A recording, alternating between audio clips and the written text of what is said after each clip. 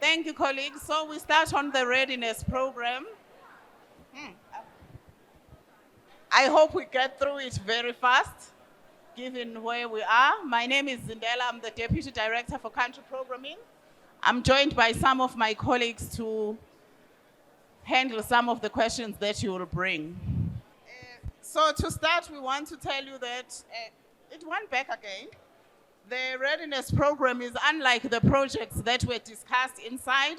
It's before you even get to a program or a project itself. It's to help you prepare for working towards an investment with the GCF.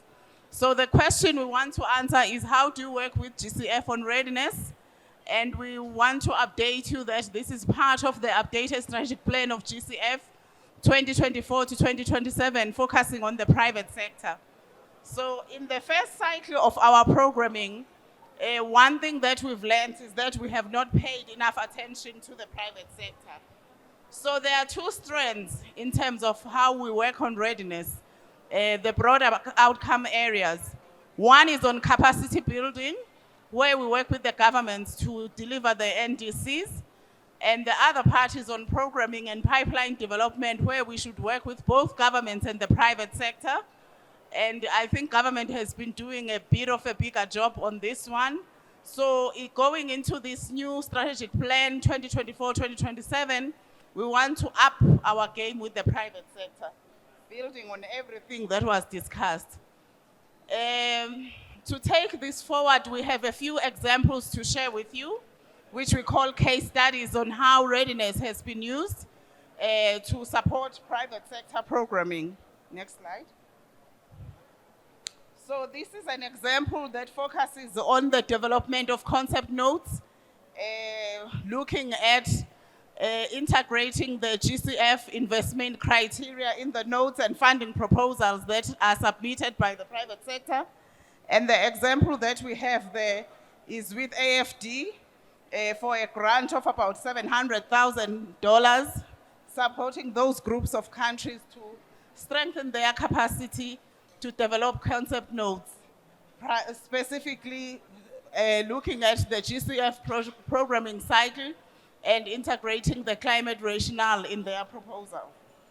The next one is an example from Jamaica, which is a green bond supporting the assessment of the debt market, but also looking at the sustainability and suitability of a green bond growth in this market, specifically in Jamaica, and delivering the Jamaica Stock Exchange green bond, looking at how these guidelines can be aligned with international practices and standards for Jamaica, and capacity building and market education for green bonds, and building an ecosystem for green bonds in Jamaica.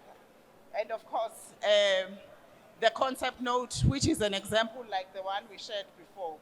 The next example is on Costa Rica, which here the country wanted to see how they can align their financial flows in the financial sector with the Paris Agreement on climate change. So this looked at the development of a sustainable finance taxonomy, and also looking at the methodologies and tools for aligning climate finance in the country with the Paris Agreement. And priority sectors here were banking and insurance. And again, the funding envelope was $627,000, the partner being UNEP. The last example I want to share with you is on Mongolia, which is specifically with a commercial bank, which is specifically on market transformation to promote energy efficiency and renewable energy financing models for the country, and also integrating energy savings insurance model in their financing architecture.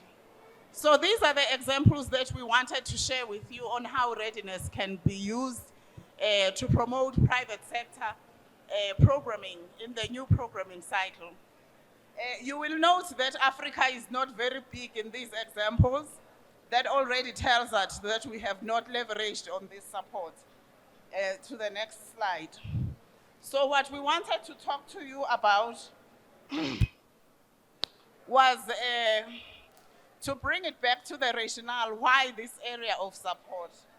One, our countries are still recovering from COVID, and there is very limited fiscal space for government to finance climate investments. So there is a need for the private sector to level up. You will also note that the examples we shared were largely on greening the financial system. While the financial sector is important, we need to look beyond the financial sector if we are advancing the green agenda. And for Africa, there are sectors that are very important, noting the huge infrastructure agenda in the continent. And beyond just looking at the financial systems, we need to broaden our engagement in the private sector, the elephant in the room, mining sector, agriculture, construction, energy, tourism are some of the areas that we can explore to use readiness support to develop the private sector pipeline. And of course, make sure that in this new cycle, we have a strong pipeline of private sector projects for the privates, for GCF support. So as I conclude, I wanted to just indicate to you that for us, we are very interested in working with direct access entities in the region to build a strong pipeline, because this is an area that we have not covered very well. So even our own performance will be measured on it going forward. We are interested in partnering with you, and some of the support beyond what I've just highlighted is supporting upcoming SMMEs, looking at how they can conduct market research that would open up niche areas that they could work on. So that is the long and short of readiness with the examples. When we were thinking about this, we thought, we can spend the time telling you exactly about how the instrument works, but we thought we should give you examples of where we've done what, so that you see what is possible. With that and the interesting noise around us, I want to conclude my opening remarks. Before I turn it to you, I want to note that we've heard that some of you are interested in discussing accreditation. So we'll be opening to taking those questions. So we'll take it in two chunks. The first part, we are going to talk to readiness. We can answer any questions you have. I have my colleagues with me. Once we conclude on readiness, then we proceed to addressing questions on accreditation. Thank you so much for managing under the circumstances.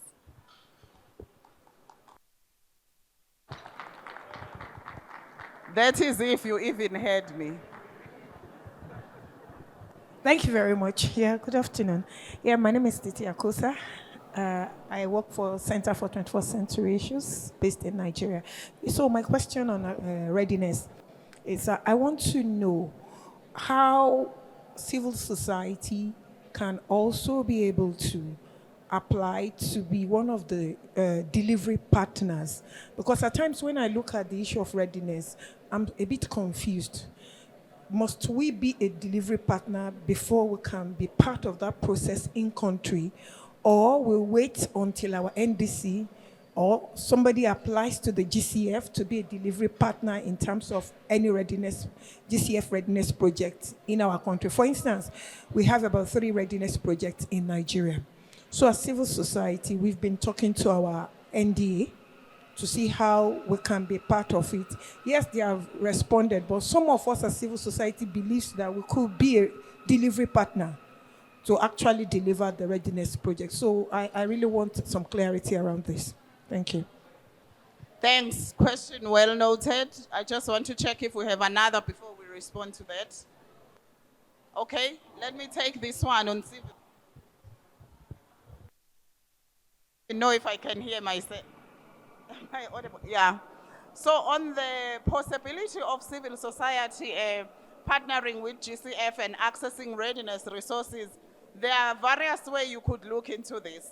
One, you could collaborate with an already, I wouldn't want to, vetted or an entity, a delivery partner that has gone through the financial management capacity assessment, and collaborate with them to reach those hard to reach places and marginalized communities. So that could be your value add to an already effective delivery partner with the GCF.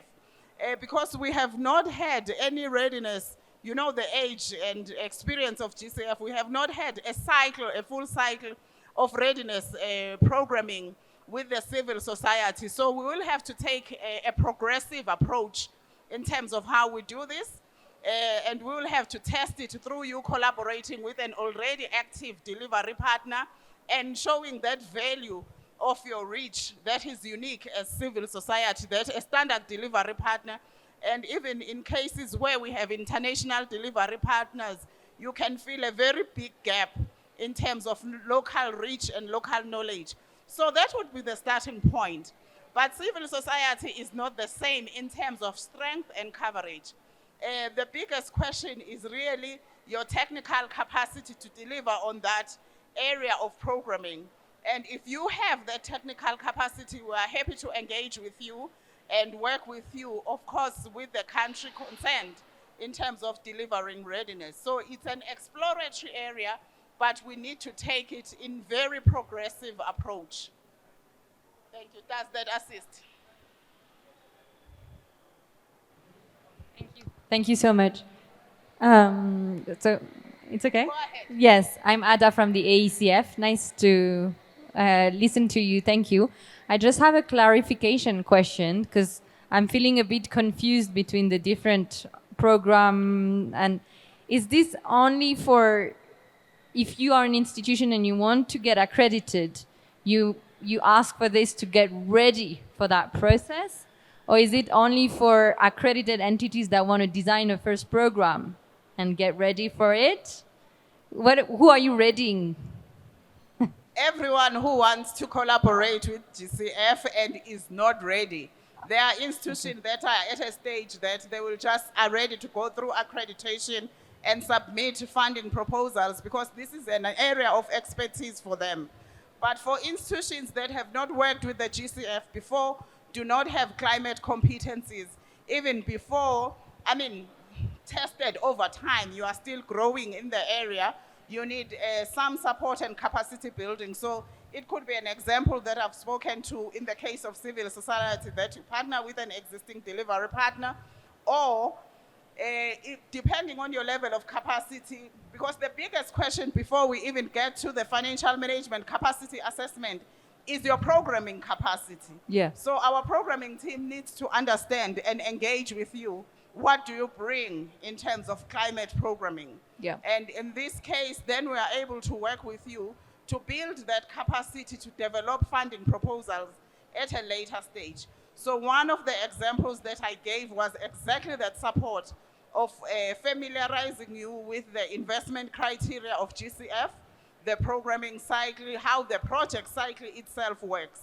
Now that is one part. If you want to get accredited but you are not ready for accreditation itself, the readiness program can be deployed to support a direct access entity to prepare for even accreditation. So you can look at it as two streams: preparation for accreditation and preparation for programming. For private sector entities. For this, today we are talking private sector. Okay. Mm-hmm. Yes, because private entities themselves do not have the same capacity. Yeah. Others have covered the range of instruments. Some of the direct access entities are not able to work in complicated instruments. Sometimes they need to be paired with very experienced international entities. Thank you. Over to you, sir. Okay, thank you very much. My question is basically on agriculture, on readiness on agriculture. And it goes after the founder of one of the biggest bank in Kenya, yesterday said that an hungry man does not care about the environment. He will not care. He will do anything for the sake of earning maybe his food for today without caring about whether it's actually spoiling the environment. So my question goes around actually in terms of the readiness.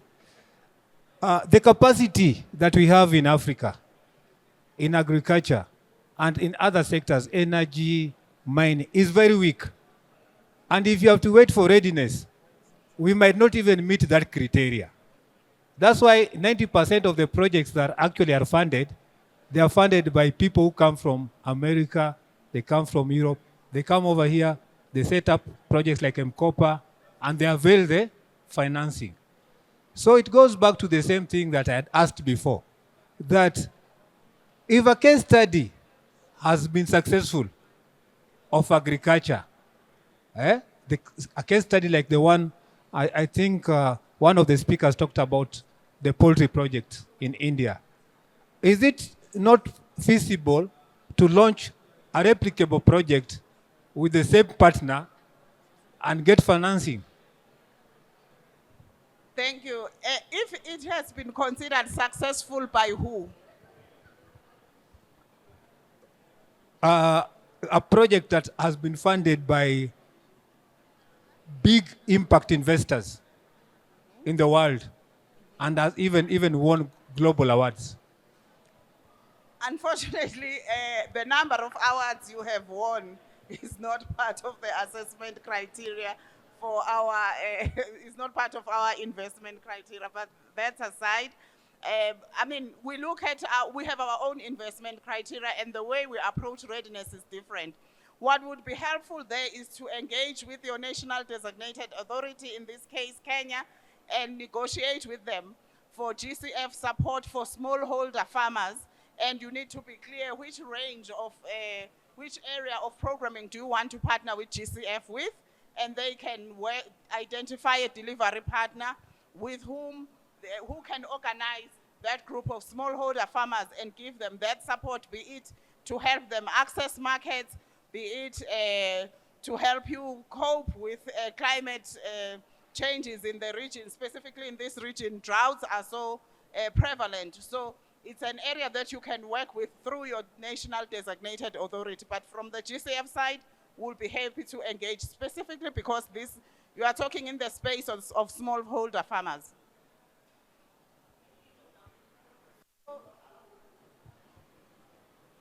I hope that's the last question so that we move to accreditation because it's big.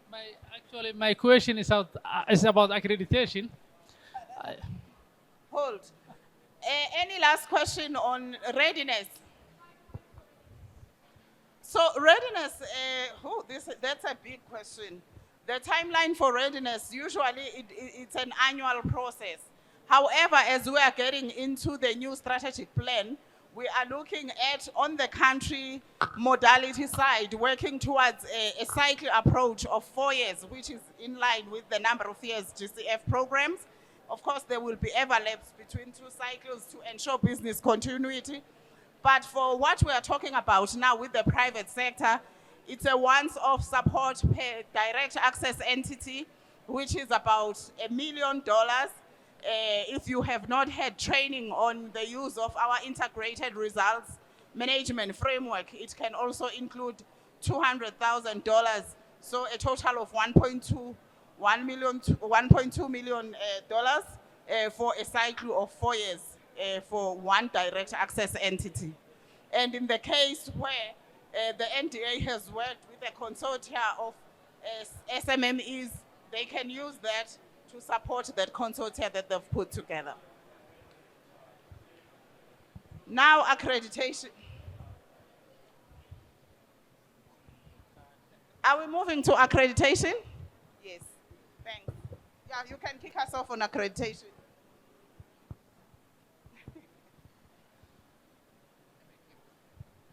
Thank you very much. I think I missed some of your valuable information on readiness.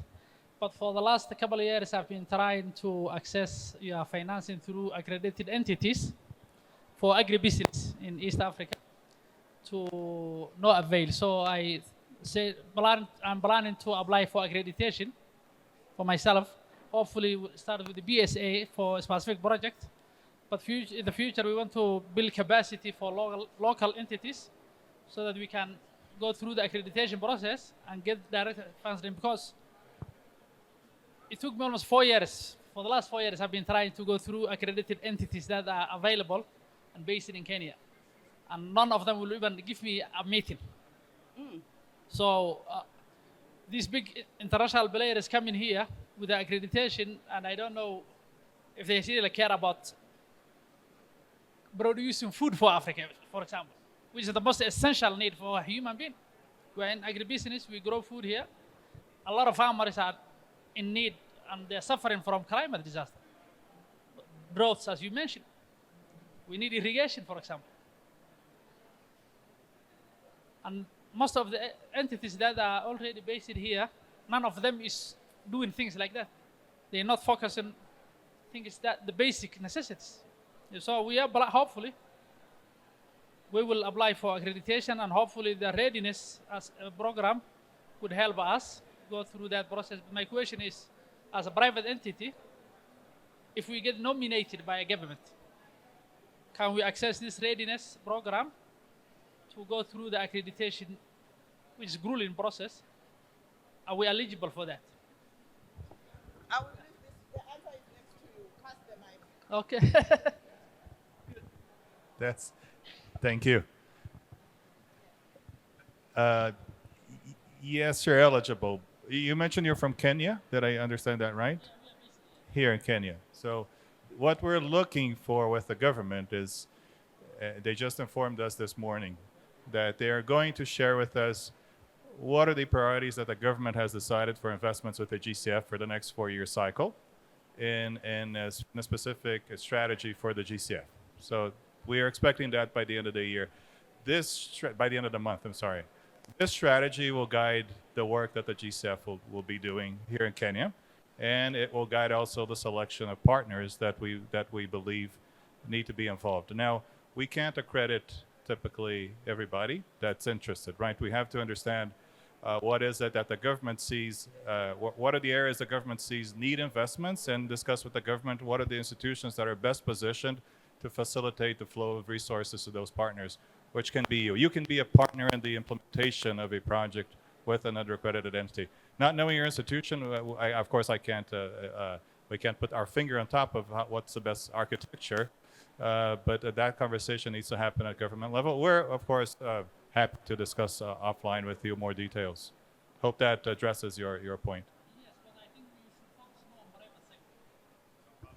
Yes, I believe working with government, I understand the government have the power here. They have the authority to direct you to what to do, but I think you should also give opportunity to private sector, which actually drives the economy in Africa. If everything goes through government, we probably have no chance of succeeding with government. You know how governments operate in Africa. So you should create a room for private sector. We are investing our own limited resources in business here to farm and grow food for people. So you should always have an opportunity for the private sector, because the world is not run by governments, to be honest. Government collects taxes from private enterprise. We fund the government, right? So you have to develop the private sector. Thank you. Absolutely. Zindela, do you want to add? Yes. Thank you so much. I think this is noted. Your comment is actually very important, especially as we are revising the readiness strategy, because there is only so much government can cover. But I mean, we rely on them because they have the coverage of the country, but there is need for us to look at a specific gateway for the private sector, specifically for small and medium enterprises to access readiness without being bogged down by the bureaucracy. So this we take for note as we revise the readiness strategy.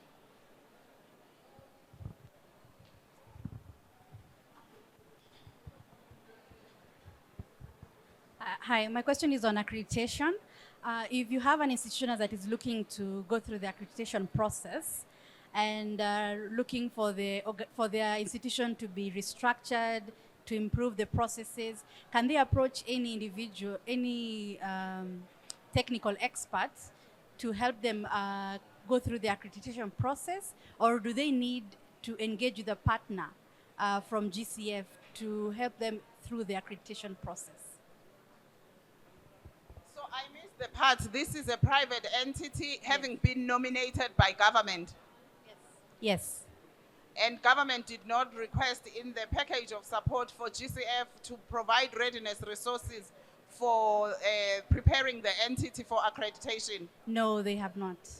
Okay, this is an issue that we have to take up at the desk level, because if a government nominates you for accreditation and you are not yet ready for programming, of course, in the first place, accreditation is for those that can program. If you are not there yet, then we use readiness to prepare you for accreditation. So the support has to come from GCF, because we know our investment criteria better than anyone else, and that becomes part of a readiness program. So you don't have, the entity doesn't have to go on its own, find someone to prepare you according to standards that may not match the GCF, and then we come back and tell you are not ready. So it has to be part of the readiness support that the government extends to you as an entity in the country. Okay. Noted. Thanks. So you will have to follow that up with the government, and they can raise it with our regional desks. Okay. Thanks. I think that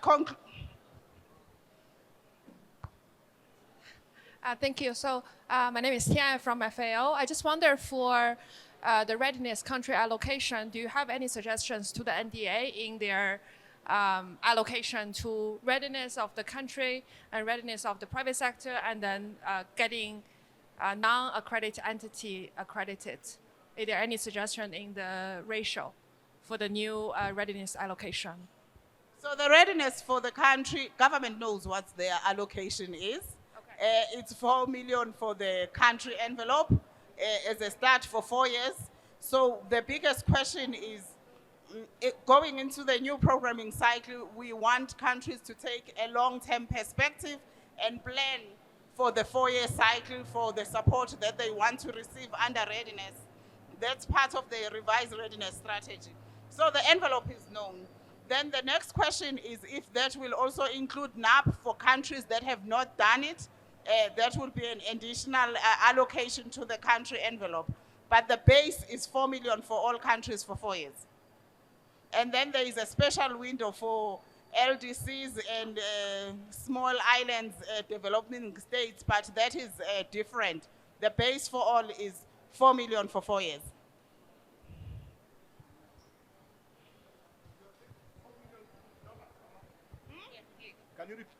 Can you repeat? Okay. You have said the government. You are not specific of the government or the ministry. The government.